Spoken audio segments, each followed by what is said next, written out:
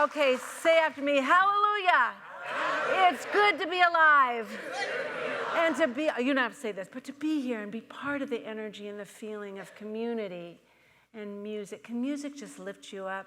When you were saying, Bruce, that whatever condition you're in, if you're up or down or in or out, to come and music will lift you up, or the community or the hugs will lift you up, or whatever it is, there's something here. We're in the business of raising the consciousness and lifting things up. Tagore was a Indian poet. Tagore said, when the winds of grace are blowing all the time. The winds of grace are blowing all the time. It's up to us to set our sails. It's up to us. And that's what you were talking about, Marianne. The choice we have in every moment to decide what we're going to do with this amazing experience called life. It's hard to understand. That's true. We don't always understand what's going on. But we have the choice every moment to see if we're going to raise our sails to catch the thoughts of God, or if we're going to crumble down and play in the dirt. It's up to us. We get to decide what we're going to do. Now, hallelujah. How many of you like that word? Or how many of you think it's too religious? I mean, I love the word hallelujah. You know what it means? Praise God, praise good, praise life, praise love, and praise in itself. We live in a vibratory universe, an energetic universe, so everything's energy and vibration. And words are so powerful.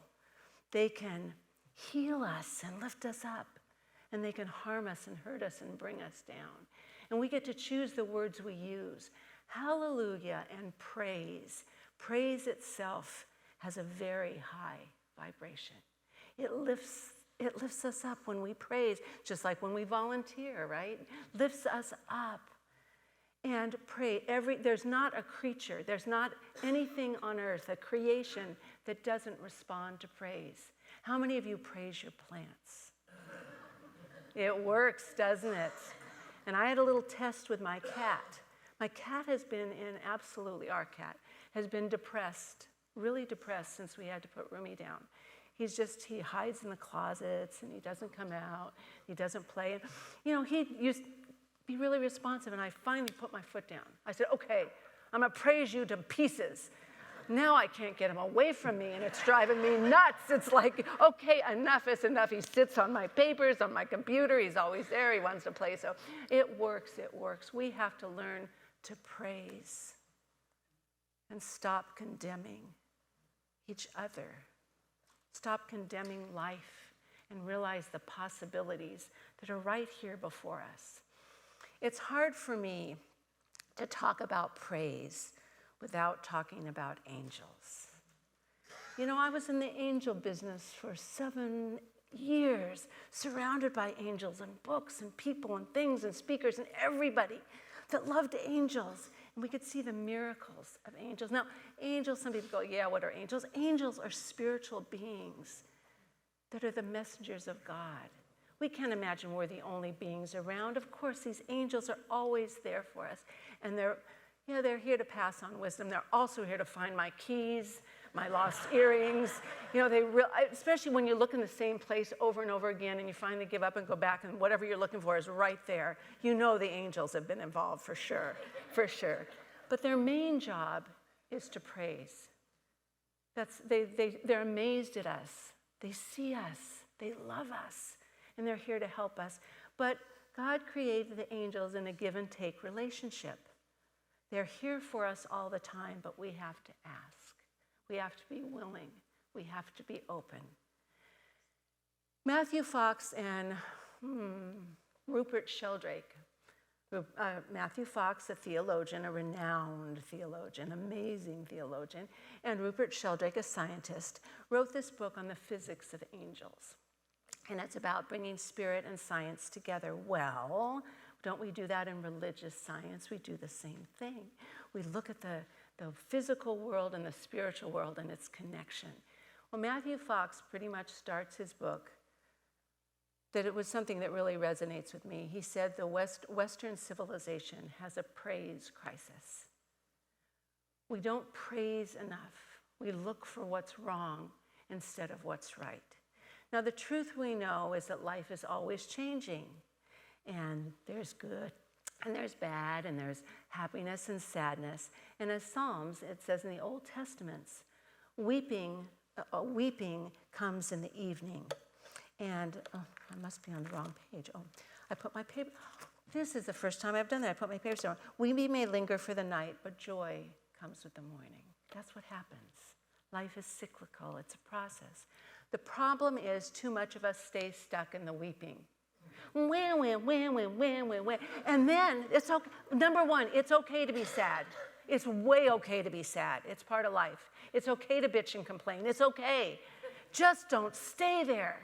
There's so many possibilities all around us that we have to know how to move down from the weeping and complaining and problems and marinating in what's wrong to get to that place where we can start seeing what's right and good. And it all happens with awareness, lifting our sails to understand we can see things in a new way. You know, this human experience is very interesting. We've been given two possibilities, two ways to look at life. We have our small mind, our human mind, and then we have our higher mind. And it's not to have two separate minds, but to unite and connect the two, to understand our small mind oftentimes looks for what's wrong. And that's okay. As you were saying, it's curious. It wants to make new things. It wants to find solutions. It's a curious thing when it's working well. But when it's not, it sets us on a path of fear.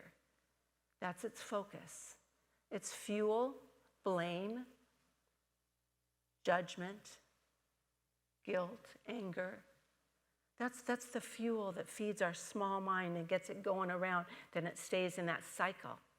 Its message to us, you're not enough. When you start feeling those things, we have to raise our sails. We all are flowing in the same river of life, in a different place on the river. Now remember, you can't step in the same river twice. That's what Heraclitus, an ancient Jewish philosopher, said. You can't step in the same river twice. The river is never the same. It's always changing. What's in it, the flow, what's underneath it, what's around it, everything's changing. We are never the same. We don't wake up the same any day. So when we go in this river of life, we're always different. And we have to be prepared for that, to understand that there's something different going on. So we raise our sails to find the something more. That higher mind is our spiritual mind. It focuses on love and forgiveness. It focuses on kindness and caring. And it tells us we are precious. We are enough exactly as we are. And we can be getting better all the time. That's what it tells us. I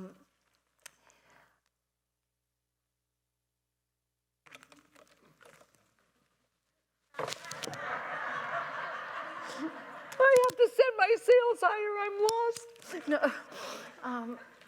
I had a great quote I wanted to read, but I can't find it. Anyway, this is what I was going to say when I couldn't find this quote earlier about the praise crisis, but I just found it. Fox says, human beings are capable of choosing things other than praise.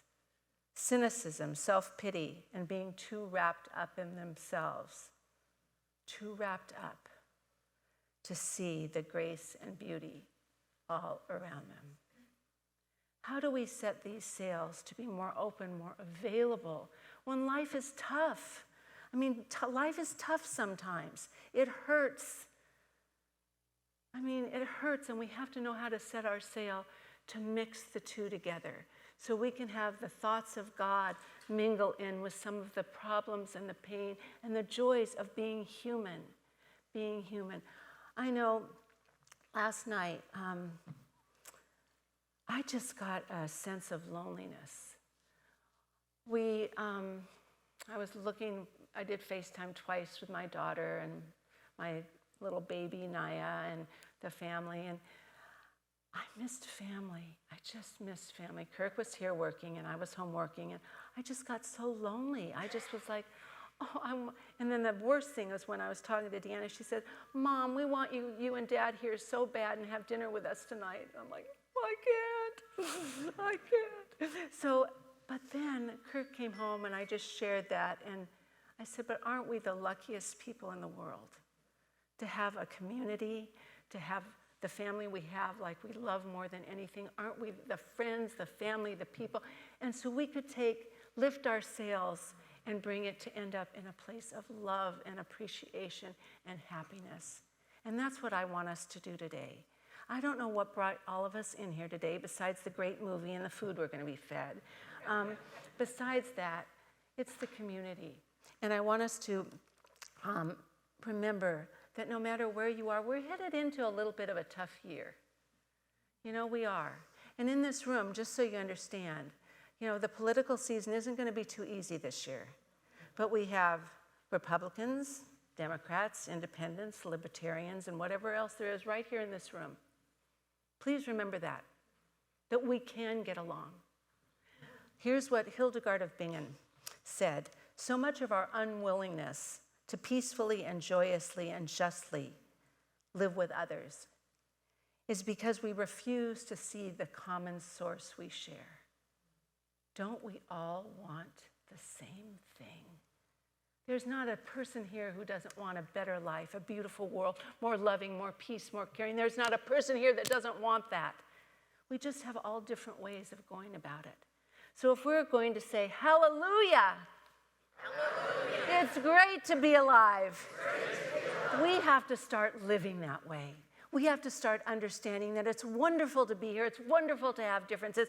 It's wonderful to have all these feelings. If we didn't get down and depressed and sad and lonely sometimes, we wouldn't appreciate so much the goodness of coming together and sharing and being in situations like this. So we have to think of the greater understanding. Here's what I mentioned: Hildegard of Bingen, because she's such an amazing woman. She's a 13th century German abbess. She is a writer, a composer, a prophet, a mystic, a visionary, a medical practitioner who really changed the course of things for women in theology. And she says the entire world that we look at is evidence of the praise of God. It's all a blessing. And she says the entire cosmos sings the songs of angels. Song and prayers are coming from the entire universe. Praise is a response to beauty and joy.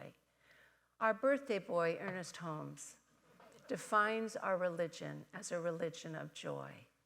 He says we are born to be happy, to be supplied with every good thing, to have fun in living, and to unite with that divine power forever and ever and ever. That's what we're designed for. It's a process. So Hildegard says, praise is a response to beauty, to grace, to joy. Praise lies at the heart of God. As light is to the sun, praise is to God. So what I want for everybody today is just to go out, not this day, but this week, and start every day with praising what is good and right and beautiful, to lift your sails and know that we're on this river of life together. And if you need help, call for help. And if you're ready to help, offer help. Be there for each other. Remember, Kirk, you know what I ran off this morning? The music for the doxology. I couldn't stop thinking, those that were raised in a Christian church, remember the hymn of praise. Praise God from whom all blessings flow. Praise God, creatures here below. Praise God, what's the next line?